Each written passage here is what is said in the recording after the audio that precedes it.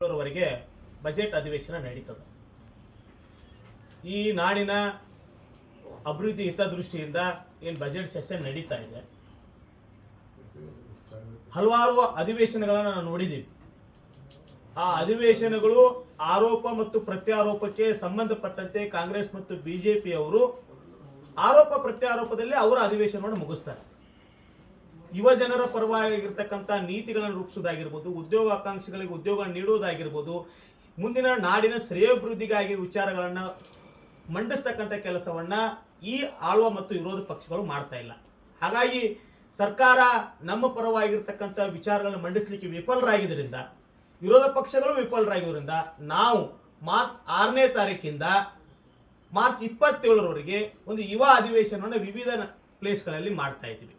ಆರಂಭವನ್ನು ನಾವು ಧಾರವಾಡದ ಜಿಲ್ಲಾಧಿಕಾರಿ ಕಚೇರಿ ಮುಂದೆ 10:15 ನಾವು ಅಲ್ಲಿ ಸಭಾಧ್ಯಕ್ಷರನ್ನು ಮಾಡಿ ಅಲ್ಲಿ ಎಲ್ಲ ಒಂದು ಯುವ ಮುಖಂಡರು ನಾವು ಸೇರಿಕೊಂಡು ನಮ್ಮ ಪರವಾಗಿರ್ತಕ್ಕಂಥ ವಿಚಾರಗಳನ್ನು ನಾವು ಮಂಡಿಸಿ ನಾವು ಯುವ ಅಧಿವೇಶನ ಮುಖಾಂತರವಾಗಿ ಜನರಿಗೆ ನಾವು ವಿಚಾರಗಳನ್ನು ಮುಟ್ಟಿಸ್ತೀವಿ.